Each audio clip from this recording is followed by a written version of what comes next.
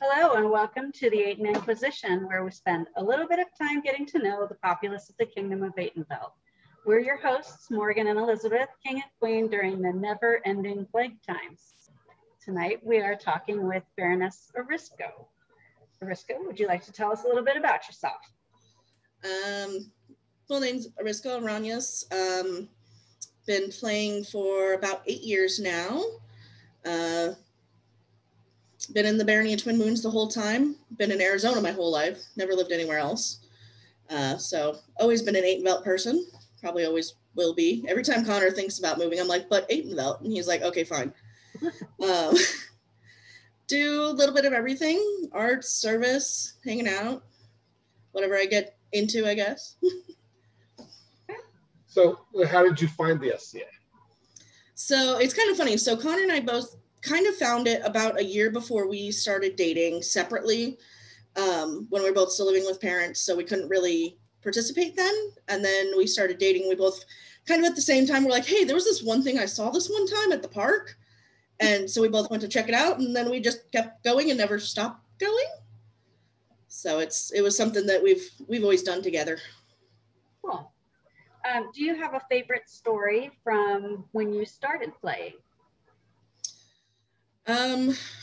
So favorite story, it's probably the first time I was down at Garden Canyon down in Sierra Vista.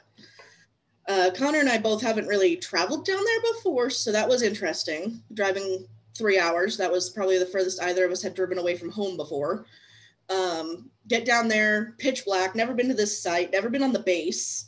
And then you get on the base and you leave the base, and that was weird. And then we're on this dirt road, and I swear something that looked like a chupacabra ran across the road, scared the crap out of both of us. I forget what the name of it actually was. We looked it up later, but it was definitely terrifying at the time. Get down there, set up all of our stuff in the dark, which was always fun and always entertaining the first few times you camp. Mm-hmm. But it was really cool was the next morning we wake up, and we'd never seen this place before. So to come out of your tent and see the canyon and see all the green, and it's just misty and beautiful. And it was a crown tournament, and it was one of the coolest sites I've ever been to. And just to like come out of your tent to that was like, okay, when did we time travel overnight and like end up in this crazy place? So that was super cool. I love it. So tell us a little bit about your persona and your heraldry and how you picked it, or if it has any meaning. So my name itself, I took the advice of damn near everybody we talked to about our names. That was, go look at the list of names on the heraldry site and find something that A, you can pronounce, and B, you can remember how to spell. So Connor went the opposite direction of that. He had a crazy Russian and German name at first and has since changed it to something similar. But I picked something that I could pronounce and sounded kind of cool, and turned in only a first name, and I was like, figure out a last name that works with this, and they gave me Aranyas. So that was kind of what I rolled with. My heraldry, I actually went to Connor and I was like, give me something I can reproduce, because if I try to because everyone had already told us like, hey, you're gonna have to put this on everything, don't shoot yourself in the foot with that. So he put I put your heraldry on some stuff. But he basically, I really like pandas, so he managed, and pandas aren't a heraldic charge, so he managed to take geometric shapes and make a panda face for me. And it's hilarious because everyone is always like, wait, that's a panda face? Oh my god, it is. Like, they don't notice it right away. They're like, okay, cool, it's just like black and white. And I'm like, no, it's a panda face. They're like, oh, it is. So that's always super funny. And then, of course, Connor at first had a manticore because he hates me, and that's why he doesn't get carved. Long story short, that's why we don't suffer Connor.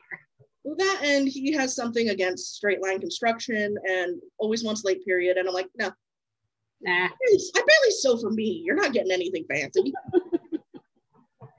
So what are your goals within the SCA context? Currently, it's to become a peer. I've kind of split my path, and I am kind of pursuing two at the same time now, as you guys know. Makes this interview interesting. But that's that's kind of the big goal right now. And then to just keep doing events and keep finding ways to make events better, to make them less scary, I think would be my big goal. As far as like something to give back to the SCA, I want to make autocrating something that's not terrifying, because right now it feels like you say that and everyone kind of runs for the hills. Yeah. Finding new people to do events is always tricky. And I remember the first time I did my first couple events that it was like, okay, there's not a lot of information. There's not a lot of, it's just fly by the seat of your pants and pray it all works. Yeah. So trying to figure out how to make some sort of like mentorship for that, so that you have people who have done this event 6 times, who know the ins and outs, who can kind of hold your hand, but at the same time, you get to bring fresh ideas. Because it's like, there's people out there that have a million great ideas, but they're terrified of stepping forward, or just, it's such a big mystery on what it takes to make an event happen. Mm-hmm. So that's kind of my long term, is to make events better. Dig it. Nice. So what jobs or arts have you done that you're especially proud of? Job wise, I've been a couple of different officer roles. I've been a seneschal, I've done regalia now for a little while. But probably the one I've personally enjoyed the most and I found has helped me the most in my own personal life has honestly been lady in waiting. It's been, I think, the most fulfilling to me. It used to be kind of one of those roles that seemed very ceremonial and very like, we just do this because they kind of did it back then thing. It wasn't personal until I saw a couple of people do it how I would define as right now. And got to see like, okay, it's a very personal job, especially like a head lady in waiting to any level, I think, is very much getting to know that person and their tics and their weirdness and the things that will make their day better. And like, it's a really personal level of service that I've taken to my friend group. Stop it. That I've made it kind of my goal to like really understand these little things that I can do to help them. Like one of my friends had a baby this last year. So I've made it my goal to understand like, okay, when we load the car, these are the things she needs. If I can chase these, she can chase the baby, kind of thing. And it's funny because she calls me out and she's like, you're like lady in waiting me again. I'm like, yeah, it's just what I do. It's fine. Just let it happen. Yeah, it's for your own good. Just let it happen. So, but that's, I think, been my most rewarding and most enjoyable, and the one I would probably keep doing again and again. Okay. Tell us about something that you love doing that is not within what you would consider to be your normal path. So that one's hard for me. Because I heard you guys ask Michelle this one, and I've been thinking about it since I was listening, and it's hard for me because I feel like my path has been kind of all over the place because I'm just like, ooh, shiny, jump on it. Ooh, shiny, jump on it constantly. Much to the detriment of myself sometimes and what I'm doing, but I'm honestly, the only thing I feel like at this point outside of my wheelhouse would be fighting, and that's not really something I'm interested in. Fair. So yeah, I think that otherwise, like I've done lots of different kinds of stuff. I've done lots of different kinds of arts. I may not do very many of them well, but I've dabbled in everything from embroidery to sewing to silk painting, now lots of glass, but it's fighting, I think, is the only one that's kind of outside my wheelhouse, and it's not really one I'd want to do. That's reasonable. It doesn't have any draw for me. So being that you're so quick to find new things, what's the next thing you wanted to try? I want to try to do some bigger glass pieces. Connor and I have been discussing some ideas on making some pieces that would be for the kingdom, because I think that's another event thing that's really lacking is standing decor for kingdom events, like our big events. We don't have a lot in regalia that's worth bringing out or really will do anything good to improve a hall. Mm-hmm. Most halls are very sterile, very blah, very modern, and like figuring out how to bring the medieval into them within the restraints that they have has always been really difficult. And it's such a big task to try to figure out that I think that providing more pieces along those lines within regalia would improve that a lot.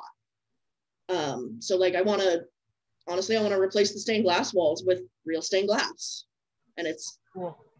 Yeah, no, I know. I'm crazy. I'm usually very crazy, but Connor has toned down the idea, so he thinks it's manageable. Someone tries to make sure I don't do crazy things sometimes. Scary that Connor's your voice of reason. Oh, he's the voice of reason most of the time when it comes to art things and SCA stuff. He is usually the voice of reason. Is he the adultier adult? When it comes to my art ideas, yes. There. Damn near, like that 98% of the time I'm the adultier adult. That, yeah, I'll totally agree with you on that, yes.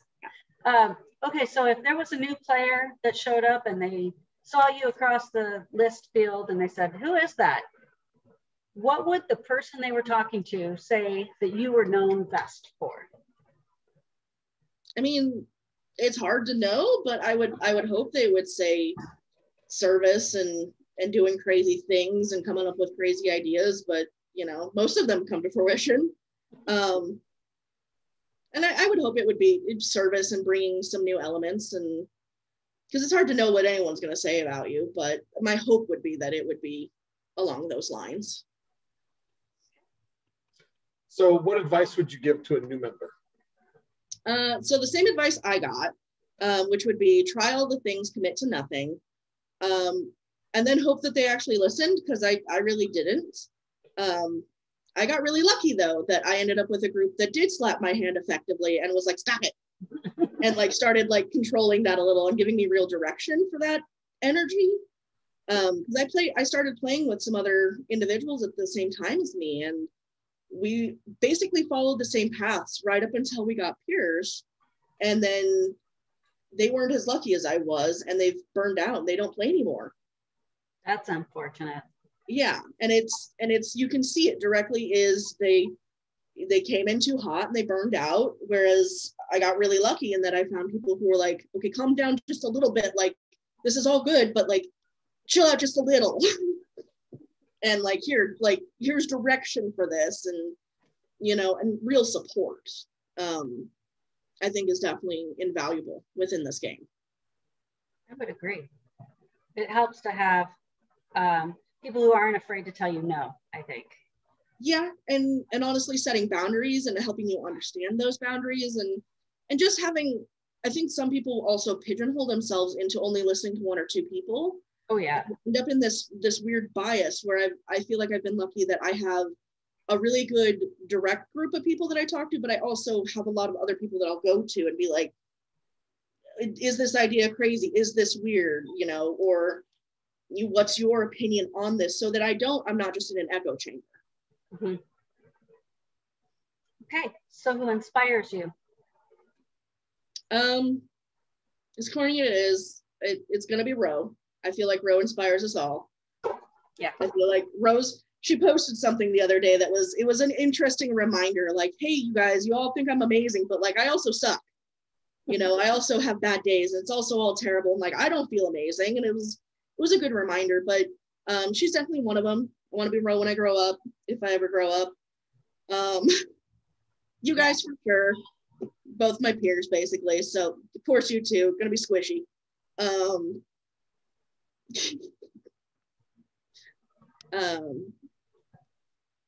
to think who else. There's lots of people around the kingdom who've inspired me for lots of different reasons, and I've always felt that I've been really lucky. I have one direct peer, but I feel like I have lots of peers I can go talk to. No, don't talk to them. Let me know how that goes for you. You've always been one to listen so well. I don't feel like you picked me because I was obedient. I did not. So much to himself's disinterest, or I don't even know the word I was going for. Much to his not relief. Chagrin. Yeah, that one. Do I need to give you a minute? No, I said chagrin. That's the word she was looking for. That was the word I needed. I got her. So we've had a little bit more than a year of no actual events. What have you been doing to stay busy? So I do fully admit, we moved towards the middle of the pandemic, and I honestly, I haven't unpacked my glass. All of my glass is still packed. I haven't done anything with it.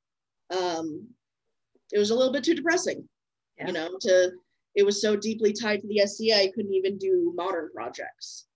And the move was weird for us, and there was all kinds of other stuff, but modernly, been doing a lot of resin and different things like that, and learning new art forms, and just playing with some more modern stuff, and not sewing like I should be. But no, it's been interesting though to play with some different stuff. My friend and I started a small little craft business thing that we're still working on getting off the ground, but it's been a lot of fun. And that's the other thing, is spending a lot of time with Mel and the baby. That's the one thing I'll give this year that's kind of been the blessing, is I've gotten to spend a lot of time with them and helping her and being very close to Lottie, and that's been nice. I'm over there 2-3 times a week now. That's awesome.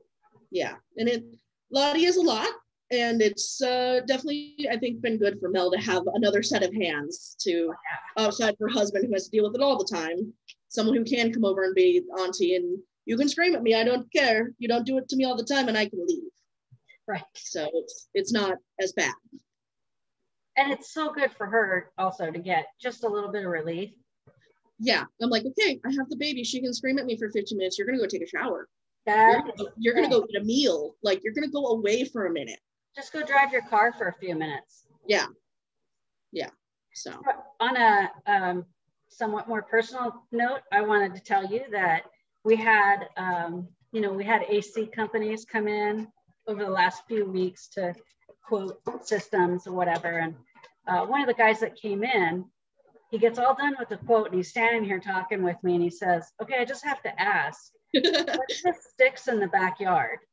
And I was like, sticks. And so I'm thinking about it, I was like, oh, he's talking about the petals that are out there. And I was like, they're for practice, right? And he goes, are they for like sword fighting? Yeah, actually they are. And he's like, are you serious? And I just kind of went, because it's up in our living room, right, all the time for the last year. And I said, that's what that all is. That's what the artwork all over our walls is. That's what this huge stained glass window is. And he's like, it's so cool. And yeah, so I had to give him websites. So we might have a new player. That's awesome. Yeah. It's always kind of fun on a totally like selfish note to pull up to your guys' house and be like, that's so cool to look at. Like, that it awesome? Like, from like ideas and crazy ideas that we all had as students to pull it together and make it happen and then surprise you guys with it. Was honestly, that was also one of my like coolest moments and most terrifying moments. Driving that down to Casa Grande was probably one of the most nerve-wracking things I've ever done. It was scary getting it home, and like I love it. It's amazing. There's those moments, you know, the voices, and it's like, okay, what if I saddled them with this thing they didn't even want? Like I didn't even ask before. I'm like, here, put this up in your house. Here's a thing. Here's a giant thing. Figure that out. No, I love it so much. So you did good. Thank you. Okay, so you've been playing for a minute. Is there anything that you feel like, I mean, you may not have even been present when it existed, right? Something that used to exist within our game that doesn't now and you wish it did? It's hard because it's like, I don't know if I've heard that many stories of things that don't happen anymore.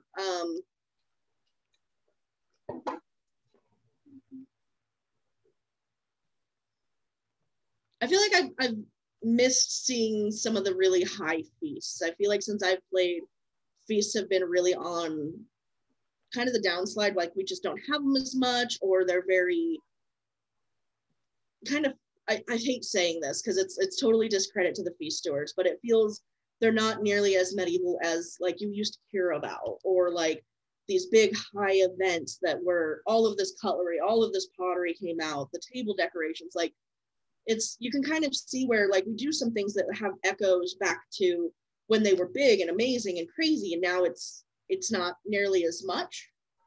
Yep. So seeing some of that would be cool. I know I've been in some really period feasts, and like, yeah, the food is weird. Like getting through a period feast can be a struggle because that's just not what we're used to eating. Right. But yeah, I think that's one of the things I've missed being able to see, and like I feel like I haven't seen what they used to be, and I feel like I kind of missed out on that. Same, honestly. Like we haven't really had a strong feast culture in this kingdom in some time. Yeah, I can remember some, like back in the day, but I know they were more extravagant even before we played. So yeah, I could totally see that. So what tradition is your favorite? So because I've heard this from both sides of how this happens, it's really cool. Honestly, the populace oath at coronation. It's one of those really connected moments that I feel like is such a strong, really cool moment. And then hearing about it like from your guys' point of view just made it like even more magical, and like just that feeling. And it's so cool to feel united as a kingdom, and we're all in this, and we're all doing this, even though we all squabble and have our issues and are all over the place. It feels like in that moment we're all like, okay, yeah, we're all Atenveldt, and we're all going to figure this out, and we're all going to do this and keep doing this. So that's, I think, one of like hearing everybody say it and being part of that group. And you know, it's my favorite game if it's a crown I know, to try to get there as close to being at the sword as I possibly can, much to some people getting knocked down. But I will tell you that every time we've taken a populace oath of fealty, like it brings tears to my eyes every time, because it is just, it's indescribable. You know, and they talk about, you know, you don't watch the bride's face when they're coming down, you watch the groom's face. And I think that's one of those moments, like watching the crown receive that and what it means to them, especially first time crowns, seeing what it means to them, and like, because they're not ready for it, they don't know what's coming, they, you know, it's really cool to see that emotion hit them. And I think that's that moment where it's like, okay, you may have the crown on your head, but now there's the weight. Yes. You know, there's the meaning behind why we do this, and it's really cool to see that kind of register for the first time. Mm-hmm. Oh yeah, I know I wasn't ready for it the first time. I was like, oh. Oh, that was weird. Yeah. Yeah. Are there any traditions that you would like to see done away with? It's a hard one, because it's, a lot of people would argue that our game has already been pared down so much. Like there's a lot of things that don't happen anymore, just for whatever reason. I can't think of any that like really stick out in my mind as something like, oh, that just rubs me the wrong way every time I see it, or I just don't like that happening. There's any of the big stuff I think that some people might have issues with has really deep meaning for one reason or another, or I understand the meaning to the people it pertains to. So I can't really think of anything I would do away with. So what is your favorite event, and what made it your favorite event? So my favorite event is coronation, as kind of stated for the populace oath, but a lot of people get bored at court, and I feel like it's so cool to see, because those are the big events where the big kind of life-changing awards go out, where you see someone get recognized for something they've been doing for forever, and maybe no one's even ever said anything to them about it, and now is this really cool moment where they finally feel seen, and everything they've done, the sacrifices they've had, are validated. You know, people getting called for peers and things like that. I feel like you see a lot more of that at coronation. You see it somewhat at Estrella, but I've always felt like Estrella Grand Court is a little bit more impersonal than like coronation is, because it's everybody. And Kingdom Court, while still magical, it's at the end of the event, we all kind of know it. Yeah. It's very much, we are all going to go pack up after this. Like, it's cool, but I'm sunburned, I'm tired. Yeah, I haven't had lunch yet again. Yeah. Yeah. But I think coronation, because I like the pomp and circumstance. I feel like that's the event when everyone brings out their best, and you see the best decorations in the hall, you see the best garb. Seeing the peerages come up, you know, it's just one of those moments that has always kind of been very Stardust refilling for me, to see everyone come forward for that and come together, and then the feeling of change, you know, like, okay, maybe it's been an interesting 6 months and now we don't know what's coming, so it's that feeling of change and how are things going to go now.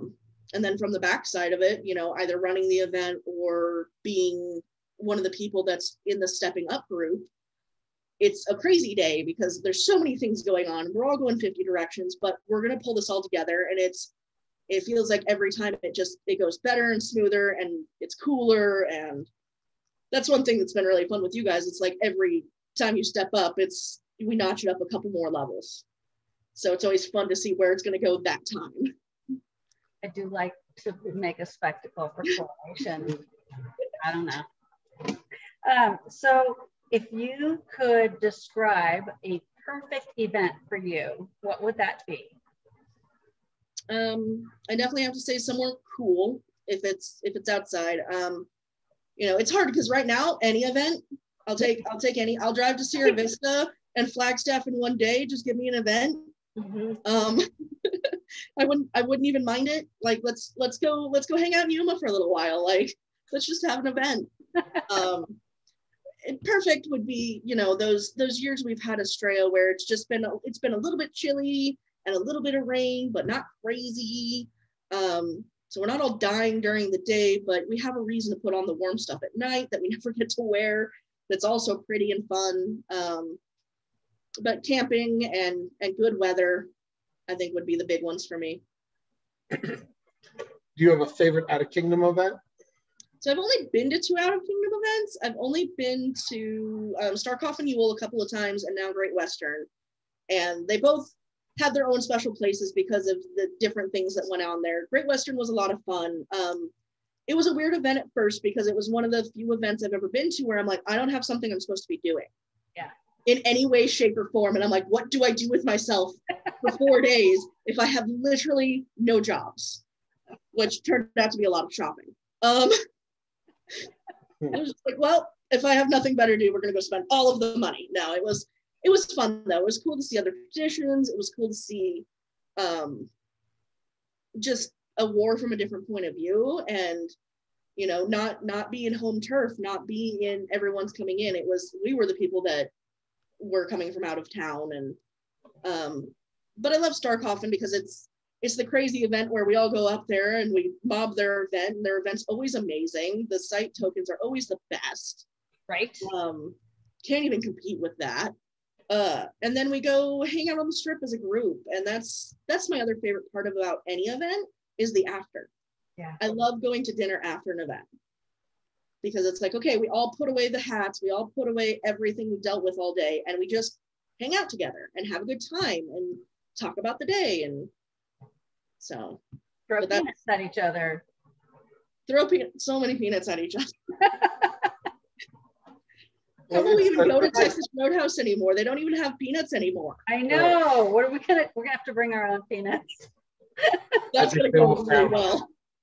They will frown on it. They will frown on it. But that's the nice thing about the out-of-town events, though, is that you generally don't have a job. So you actually get to just sit back and like take in the event. But that's hard for somebody who's like always doing something and always got something going on. It's like, okay, but do I really just get to sit and camp for a couple hours with my feet up? What do I do with this? You know, right. There's somebody somewhere I'm supposed to be doing something for, right? No. No, and that's how we wind up doing stuff like printing 60 square cloaks. Right, taking over the cavern and whatever. It was a good time. It was interesting too because Connor had been there once before without me, so he already kind of had his footing. He already knew people there, and I'm like, I know nobody except the people we brought. I don't know anybody. Come on, Irisko, we'll go. Right, like someone introduced me to somebody. So what, in your mind, what makes a peer? So peer to me, and it's something that I've heard from a bunch of different people, and I've really taken to heart, is peerage isn't an award, it's you got the job. You've been in a really long interview for years and years and years, and now you finally have the job.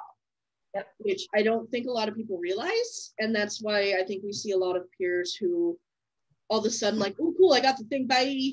You know, like I don't think that's the realization. And then that's, you know, you get there and you're like, oh, wait, I worked this hard to work some more.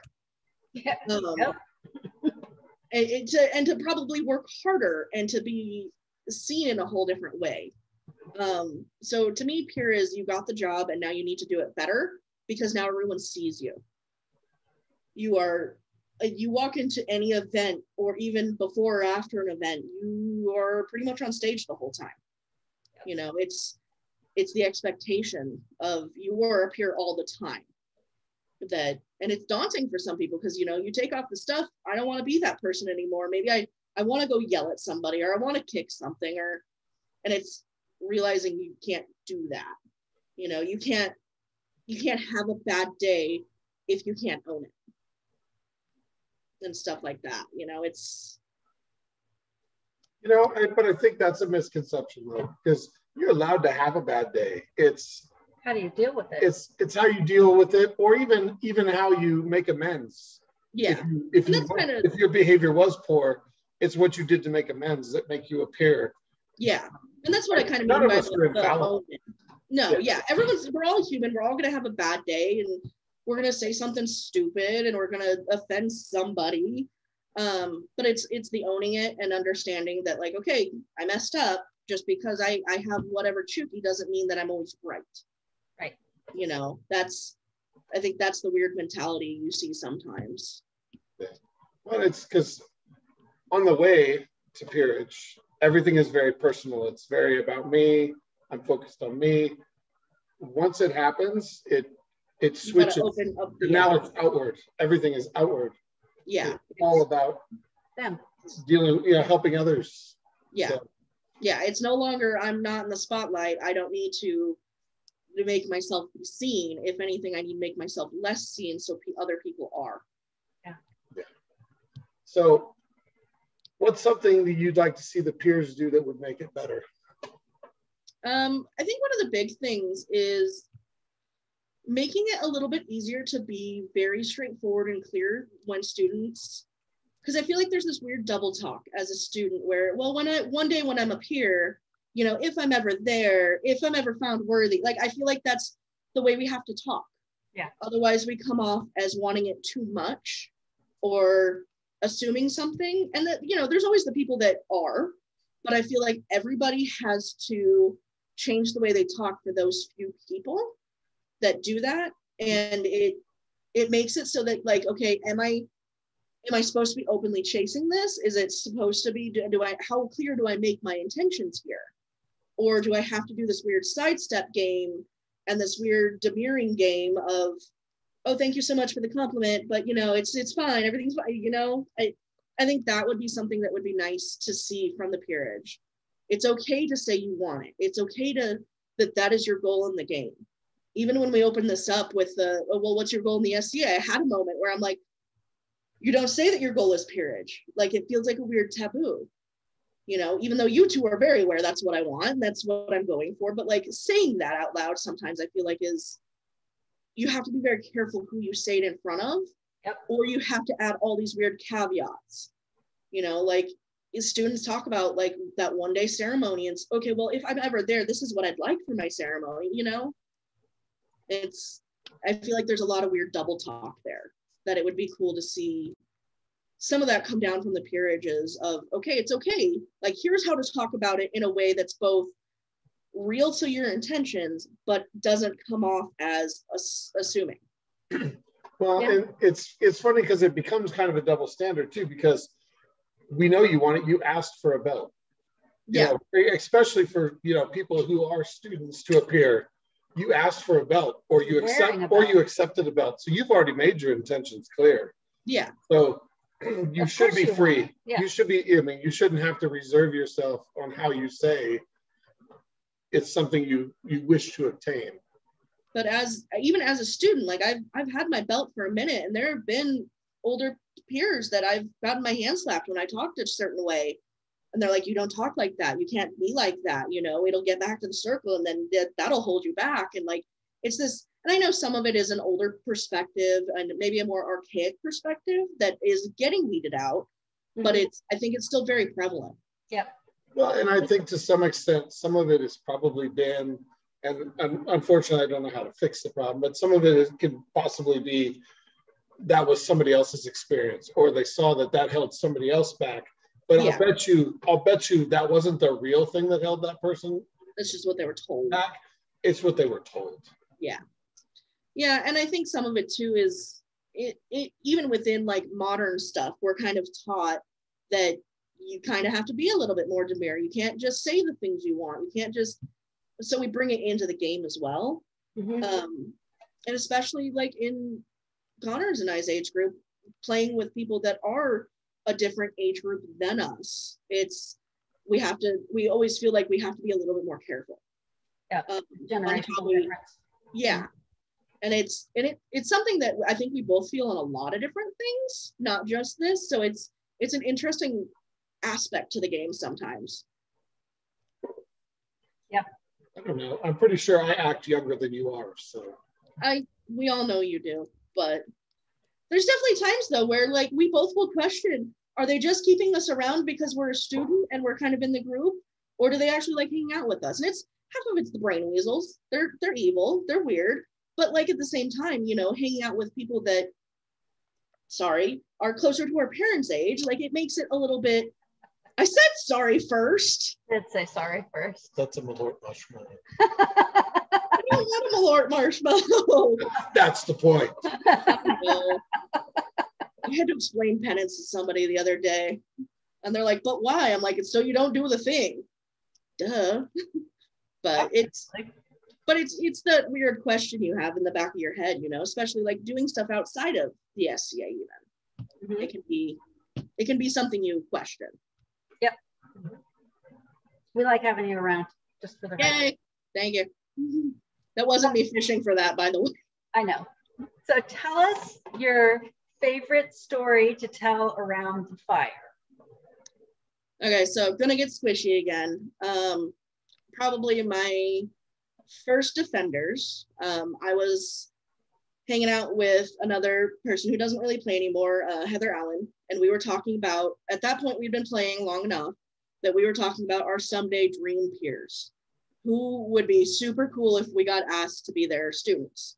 And we both had our list, and of course the top of my list was you. And the next day you asked me to be my student, and I'm pretty sure I didn't even actually make words. I think I just made like this weird fish face at you, but it's always been one of those weird Stardust moments, because it was like literally the night before Heather and I were like sitting in our tent whispering about this, and you know, like it was such a cool like kismet kind of moment. I don't think I actually knew that piece. That's kind of cool. I'll keep that.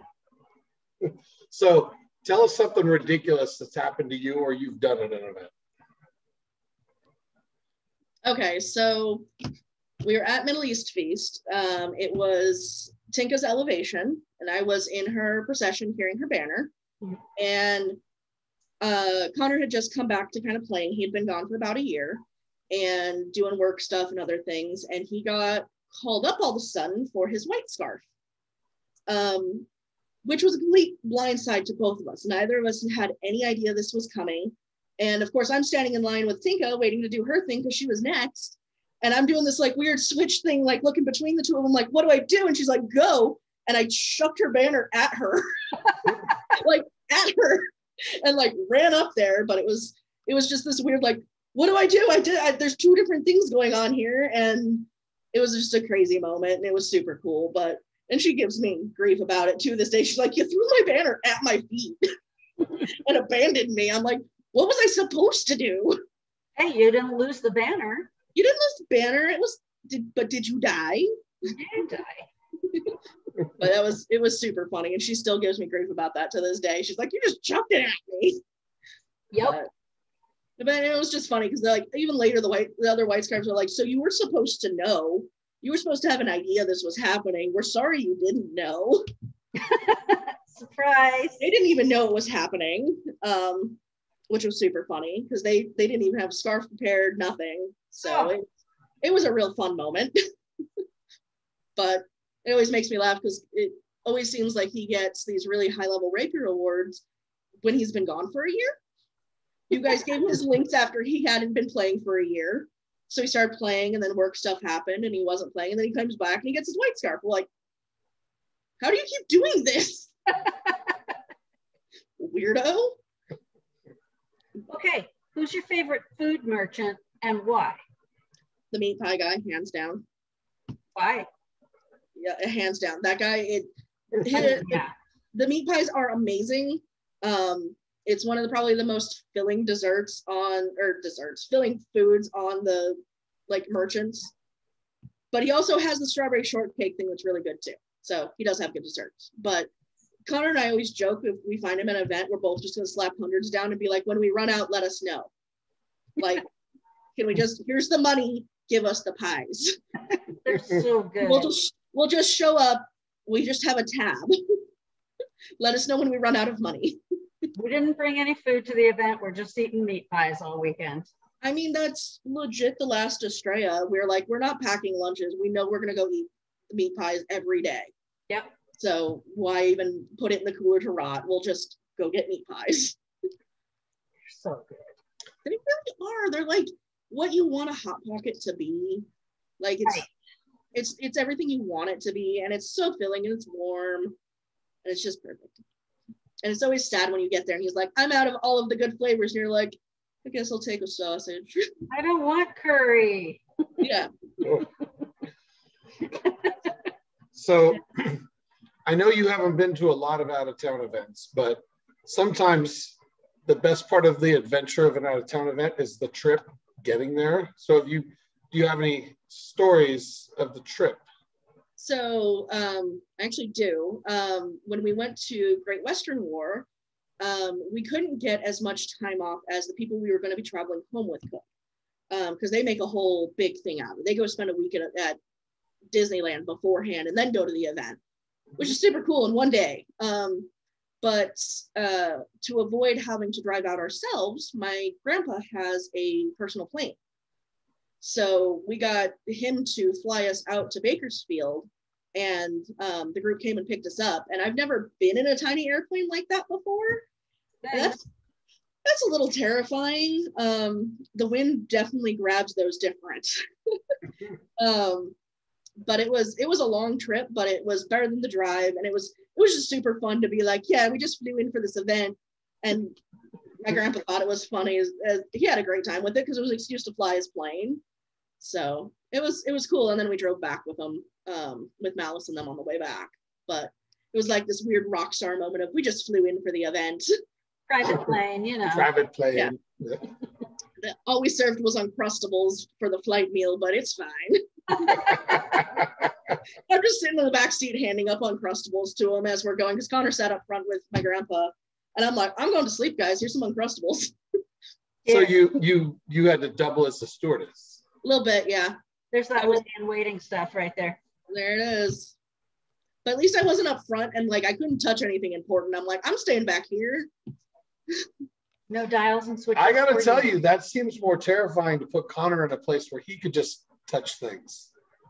He behaved. He was fine. Well, I think he was afraid to touch anything. He wasn't like a cat.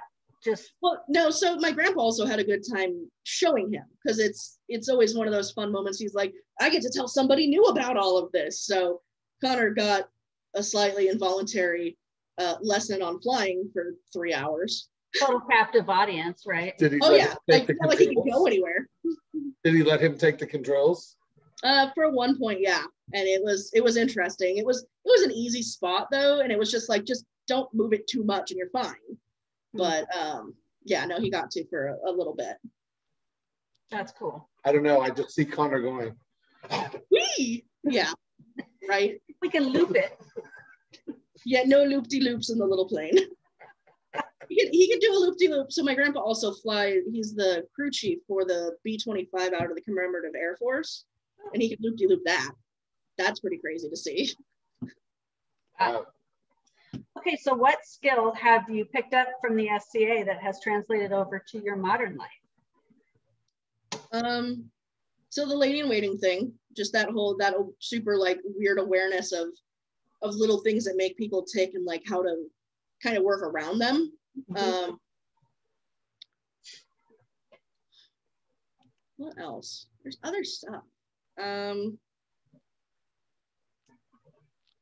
think the service mindset has translated some more just in general.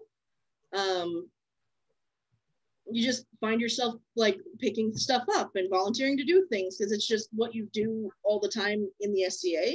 Yeah. So it just becomes a second nature thing that you start doing. And then it's always fun because then you find people in the real life who are like, stop it. Stop volunteering to do things. No one's paying you to do that. Stop it. You're making us look bad. Knock it off. But my other favorite one was we would show up at events for motorcycle racing stuff with my parents. And I'd just, you have all the guys chase you around at SCA events, not letting you pick up anything heavy. And I'm at this motorcycle event and they're like, go get stuff. I'm like, oh yeah, I actually have to do things here. I'm allowed to use my hands here. Crap.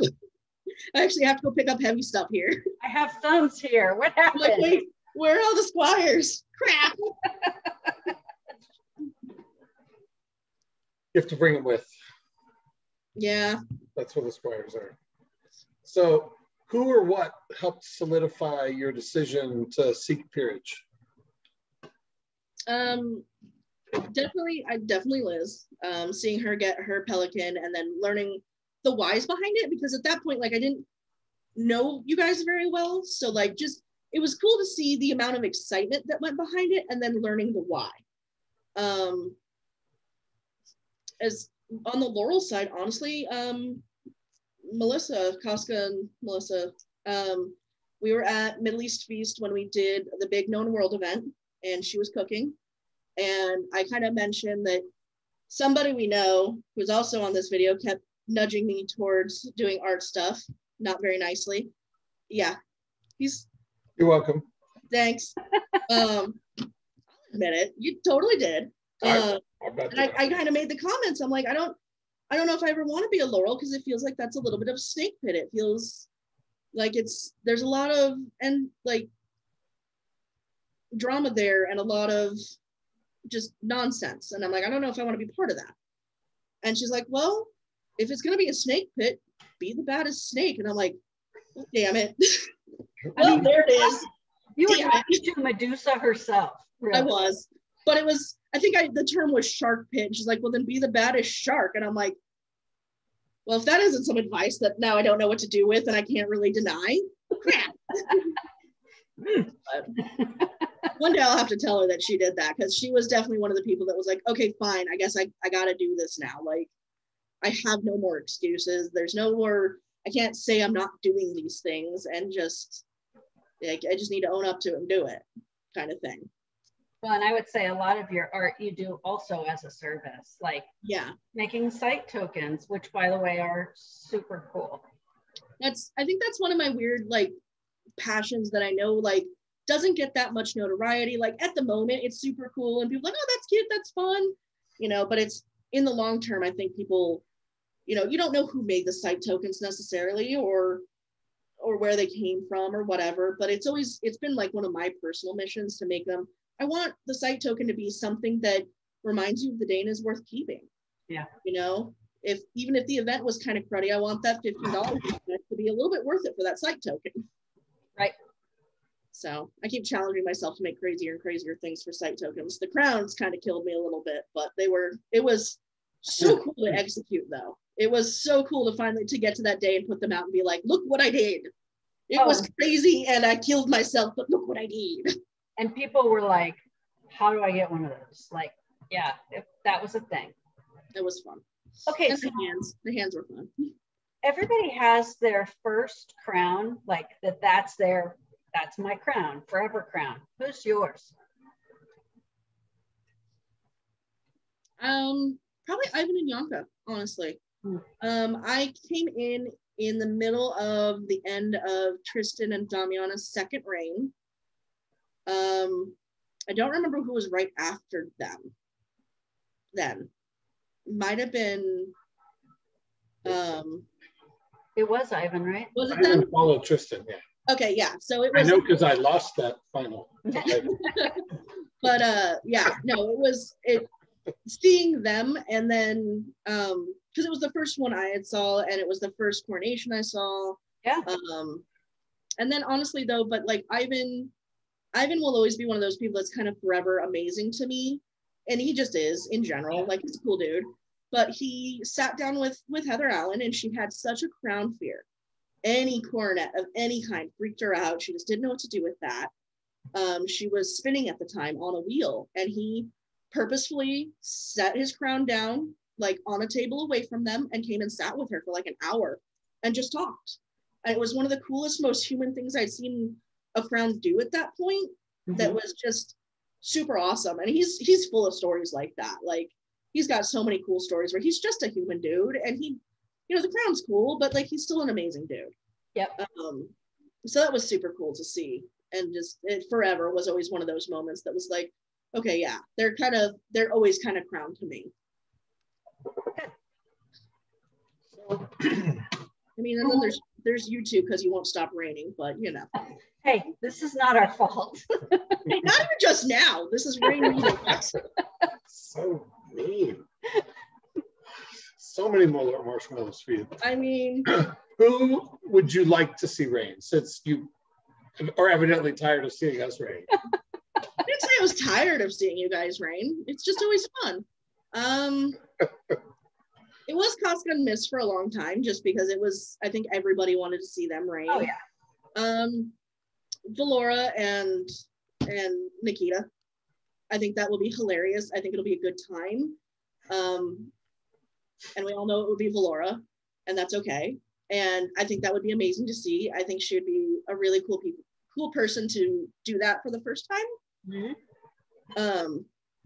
And Nikita's just a really cool dude. He's always been one of those people that's been, as a knight, been really awesome with Connor as a fencer. I'm still waiting for him to try to slap a squire belt in Connor just to annoy me. Because they keep joking they're going to, but you know, then he's got to fight Roe, and then it just gets real messy. But I would be cool to see them. You know, if we're picking anyone for anything, that it would be cool to see them. What advice would you give to a vigilant the night before they're elevated? I think the same discussion on the whole, you know, this is you getting the job. This isn't the end of your path. This is when your path now opens up from like what His Majesty said. You know, it's no longer about you. It's about everyone else that you can push forward into the light. This is you getting your spotlight, but now it's time to give everyone else theirs. You know, it's no longer about you. So what's the best piece of advice that you've received? I don't know. Don't join a household, like within the first couple years of playing. That's always, I've seen that really bite people. I think one of the big ones I've seen, even with like, especially with you guys, is if you're going to take a student, like you need to make sure they work. They need to camp with you. They need to live with you a little bit. They need to make sure they work with everybody. Yeah. And that may suck because they may not vibe with people that are already there, and that you lose that relationship a little bit, but it's important to the people who are already there. And it's important to making sure that like it's going to actually be a good relationship, because when peer relationships go south, they kind of implode. It's usually it's not a calm thing usually if they go south. You know, it ends up being kind of dramatic and weird. Well, and then it also gives the person you're asking a chance too, because it's, how do you say no to that? You know, you're really in an awestruck moment at that point where you're like, yes, you know, like if I say no, I may never get asked again, kind of thing. You know, am I passing up something? But it gives you a chance too, as the person being asked or asking even, to make sure you're going to work. because your guys are going to end up being much closer on a personal level, hopefully, you know, if the relationship works. And you want to make sure that, you know, it's not to the same level of, you know, can you stand the way they chew, but can you stand their views and the way they do things, and does the way they set up your camp piss you off, you know? Yeah. Do they have completely opposite worldviews? Yeah. No problem. Things that, you know, aren't going to come up in those first few conversations. Right. Yeah. Okay, so it's no secret that we are an imperfect group because we're humans, right? And so there's certainly flaws and things that are difficult and kind of messy. So what is something that you think or hope will be better in that regard once we are able to return to normal play, or somewhat normal? I would hope that people would start to be more understanding with the guidelines that we have, and with what we came back with. That was a little disheartening to see the amount of weirdness that popped out of nowhere when it was like, okay, this is phase 1, guys. And it's like, okay.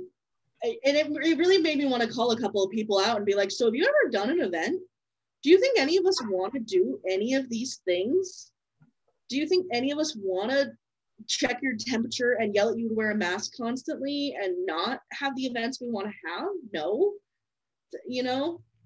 And I would hope that this year would help people understand, like, if this isn't your jam anymore, if this doesn't bring you joy, why are you spending this much time, money, and effort to be mad and to be unhappy? Like, I would hope it would have helped some people see, like, okay, yeah, no, I can live without the SCA if it's not my jam anymore, and move on.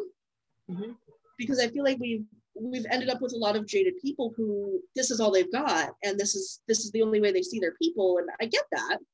But at the same time, like, I hope maybe this last kind of shown, like, okay, you can still hang out outside. Their weekends might get busy again, but, you know, you don't have to come to events and be the person who's bringing it down. Yeah. You don't have to come be that person that's causing problems and making it so other people don't enjoy it. Agreed. Do you have any further questions? Well, so in the beginning, I asked you what jobs or arts were your favorite, and you picked jobs, but I know that you've done lots of art. So what's the favorite piece of art that you've done? That one's pretty easy. The piece I did for you guys. Scroll. I learned, huh? I Shut up. Not that, the one that's for both of you. God, you're never going to let me live that down ever. By the way, I still love it. He's going to, if I ever become a peer, he's going to stand up and be like, remember that time you spelled Laurel wrong? Just I'm going to make sure it's spelled wrong on your scroll. Thank you. That only seems fair. It will warm my heart. Such a punk. That only seems fair. I'll give you that. No, that's probably my least favorite piece I've ever made, literally, just because it was a lot, and it was a learning moment for me of I should have said no. It was such an opportunity that I couldn't, and I should have been more honest with myself as an artist and the deadline and everything that was on that, and said no, or said I can't do it that quick. By the way, I do love it. I was gonna say it's still awesome. I know, but I think it was one of my biggest eye openers as an artisan to be like, okay, that was too crazy. That was too past my limit. But the piece for you guys, it was a huge learning bit. It was learning a whole new techniques and a whole new art form, literally, to make that happen. Yeah. And that it worked. Was super cool.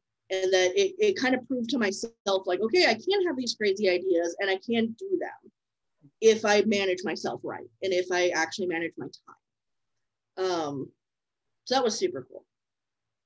But definitely stained glass is definitely where it's at. Like, for me, I think it's the most rewarding art form I've done. And it's cool to, like, selfishly be able to say, like, no one else is really doing it. So it kind of, I get to set my own bar on it without constantly being compared to other people. Yeah. And it's not 50 people do this thing, so what do I do to make it stand out? Because I have entered other things and it's like, okay, you know, I have to do something spectacularly amazing for it to even blip on the radar a little bit. And it's like, it's not that's not to say that's not where I want my art to be, but it takes some of that pressure off where the art can be a little bit more organic and a little bit more, this is actually the piece I wanted to make, not the piece I felt I had to make. Yep. So. Yep. And the kingdom isn't already saturated with that particular art form. Yeah. It was super cool to actually be able to go into kingdom competition with all glass entries. Like I didn't have to pull anything else out that was like, okay, yeah, I kind of do this too. It was everything on my table was glass. Very kind cool. of awesome. Yeah. Well, it has been wonderful getting to know you a little better. There was even stuff I learned tonight that I didn't know. So like how many more marshmallows you need to buy? That's I'm actually impressed. You only earned 2 in this whole interview. Hey, that's pretty good. Like, and that's what I'm saying. Do I get any of those knocked off because I gave you a Nerf gun at work? Maybe. I did arm him, so now we can both shoot people. Perfect. But no, it was cool because I definitely was nervous. When he first messaged me, I'm like, I don't want to do this. Why? I don't want to do this. But no, it's been cool. It's been a lot of fun. Well, thank you for joining us. I appreciate it very much. And I know there's a lot of people that will enjoy watching and hearing more about you. I hope so. That'll be cool. But thank you guys. All right. Well, thanks again. And we will hopefully see you soon. Hopefully. That would be nice. Hey, bye. Bye.